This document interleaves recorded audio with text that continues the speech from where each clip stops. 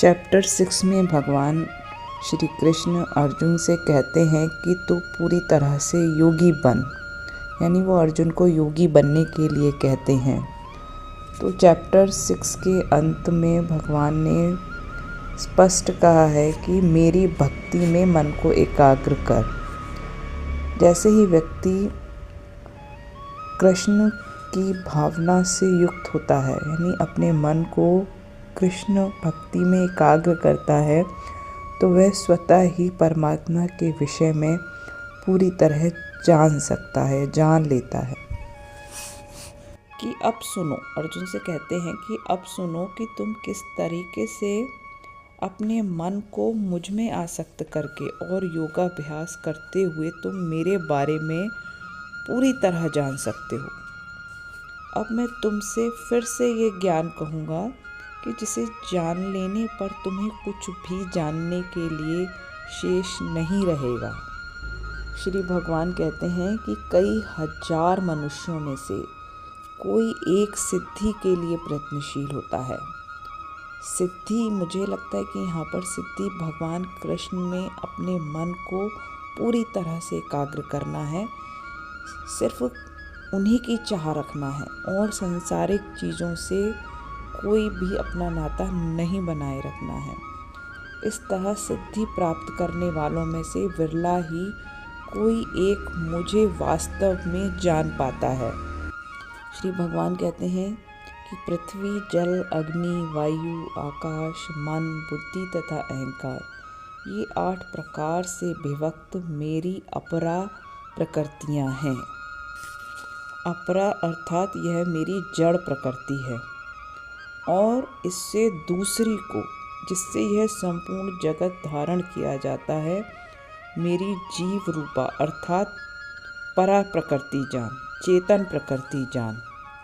अब भगवान कहते हैं कि हे अर्जुन, तुम ऐसा समझो कि संपूर्ण भूत इन दोनों प्रकृतियों से ही उत्पन्न होने वाले हैं और मैं संपूर्ण जगत का मूल कारण हूँ। भगवान श्री कृष्ण यहाँ 2 शक्तियों की बात करते हैं, एक अपरा शक्ति और पराशक्ति। अपरा शक्ति जो है वो, जैसे हमारा यह शरीर है, तो शरीर जो है वो पंचभूतों से बना हुआ है, पृथ्वी, आकाश, वायु, अग्नि, जल। यह जड़ है और अंदर इसको चेतन करने वाला जो तत्व है, जिसे जीव कहते हैं भगवान, आत्मा, वह चेतन है। सारे प्राणियों का उद्गम इन 2 शक्तियों में ही है, यानी ये स्थूल शरीर और अंदर इसके जीव यानी आत्मा। तो आगे भगवान कहते हैं कि मुझसे श्रेष्ठ कोई सत्य नहीं है। मैं जल का स्वाद हूँ, सूर्य तथा चंद्रमा का प्रकाश हूँ, वैदिक मंत्रों में ओंकार हूँ, आकाश में ध्वनि हूँ, मनुष्य में सामर्थ्य हूँ, यानी सब कुछ मुझ पर ही आश्रित है। यह संपूर्ण जगत सूत्र में सूत्र के मणियों के सदृश मुझ में ही गुथा हुआ है। और यह भी जान लो कि मैं ही पृथ्वी की सुगंध, अग्नि की ऊष्मा, समस्त जीवों का जीवन, और यह जान लो कि मैं ही समस्त जीवों का आदि बीज हूँ, बुद्धिमानों की बुद्धि तथा समस्त तेजस्वी पुरुषों का तेज हूँ। हे अर्जुन, मैं वह काम हूँ जो धर्म के विरुद्ध नहीं है। तुम यह भी जान लो कि मेरी शक्ति के द्वारा ही सारे गुण प्रकट होते हैं। मैं सब कुछ हूँ किंतु स्वतंत्र हूँ। मैं प्रकृति के गुणों के अधीन नहीं हूँ, अपितु वे मेरे अधीन हैं।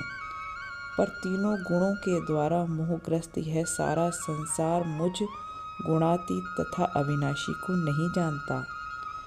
प्रकृति के 3 गुणों वाली इस मेरी दैवी शक्ति को पार कर पाना बहुत कठिन है, किंतु जो मेरे शरणागत हो जाते हैं वे सरलता से इसे पार कर जाते हैं। जिनका ज्ञान माया के द्वारा हर लिया गया है और जो मूर्ख हैं, नास्तिक हैं, ऐसे दुष्ट मेरी शरण ग्रहण नहीं करते। अब भगवान कहते हैं कि संसार में 4 तरह के पुण्यात्मा मेरी सेवा करते हैं। एक तो है पहले आर्त, यानी जो कष्ट में पड़े हुए हैं उन कष्टों के निवारण के लिए मेरी सेवा करते हैं। दूसरे जिज्ञासु, जो मेरे बारे में जानना चाहते हैं। एक है अर्थार्थी, यानी जिन्हें सांसारिक पदार्थों की कामना है। चौथे प्रकार के जो भक्त हैं वो सिर्फ मुझको तत्व से जानने की इच्छा करते हैं और उन्हें संसार के किसी भी चीज़ की कोई कामना नहीं है। उस ज्ञानी को मैं अत्यंत प्रिय हूँ और वह ज्ञानी मुझे अत्यंत प्रिय है। भगवान कहते हैं कि जो मेरे ज्ञान को प्राप्त है, यानी जो मुझे तत्व से जानता है, उसे मैं अपने ही समान मानता हूँ। अनेक जन्मों के बाद जिसे सचमुच ज्ञान होता है, वह मुझको समस्त कारणों का कारण जानकर मेरी शरण में आता है। ऐसा महात्मा अत्यंत दुर्लभ होता है।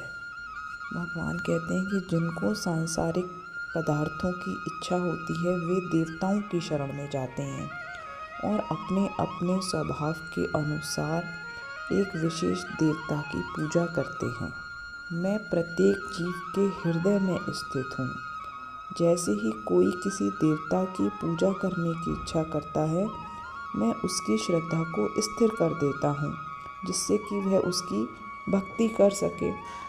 और जब वह उसकी भक्ति करते हुए पूजा करता है उस देवता की और अपनी इच्छा की पूर्ति करता है, लेकिन वास्तविकता तो यह है कि वह जो फल प्राप्त करता है वो मेरे द्वारा ही दिया जाता है। लेकिन उनके द्वारा जो वो फल प्राप्त करते हैं वह सीमित तथा कम समय के लिए ही होते हैं और देवताओं की पूजा करने वाले देवलोक को जाते हैं, किंतु मेरे भक्त अंततः मेरे परम धाम को ही प्राप्त होते हैं। भगवान कहते हैं कि बुद्धिहीन मनुष्य अपने अल्प ज्ञान के कारण मेरी अविनाशी तथा सर्वोच्च प्रकृति को नहीं जान पाते। फिर भगवान कहते हैं कि मैं मूर्खों तथा अल्पज्ञों के लिए तो कभी भी प्रकट नहीं हूँ। उनके लिए तो मैं अपनी अंतरंगा शक्ति से छिपा रहता हूँ। वे यह भी नहीं जान पाते कि मैं अजन्मा तथा अविनाशी हूँ। भगवान बहुत बड़ी बात कहते हैं। भगवान कहते हैं कि जो भूतकाल में, पुराने समय में जो कुछ भी हो चुका है, जो वर्तमान में जो कुछ भी घट रहा है और जो आगे होने वाला है, मैं वह सब कुछ जानता हूँ। मैं सब जीवों को भी जानता हूँ, किंतु मुझे कोई नहीं जानता। समस्त जीव इस संसार में जन्म लेकर इच्छा तथा घृणा से उत्पन्न द्वंद्वों से मोहग्रस्त होकर मोह को प्राप्त होते हैं।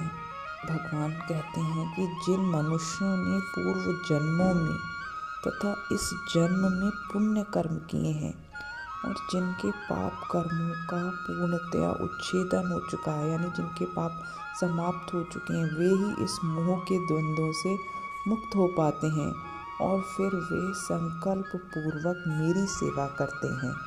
वे बुद्धिमान व्यक्ति मेरी भक्ति की शरण ग्रहण करते हैं।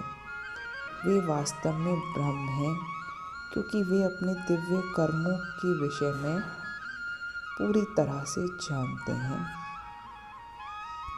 भगवान कहते हैं कि जो मेरी भक्ति से युक्त होकर, यानी जिनके मन मुझ में लगे हैं और जो मुझे सभी भूतों का, प्राणियों का, सभी देवताओं का, यज्ञों का नियामक जानते हैं, सभी का कारण जानते हैं, वे अपनी मृत्यु के समय भी, यानी अंत काल में भी मुझ भगवान को जान और समझ सकते हैं।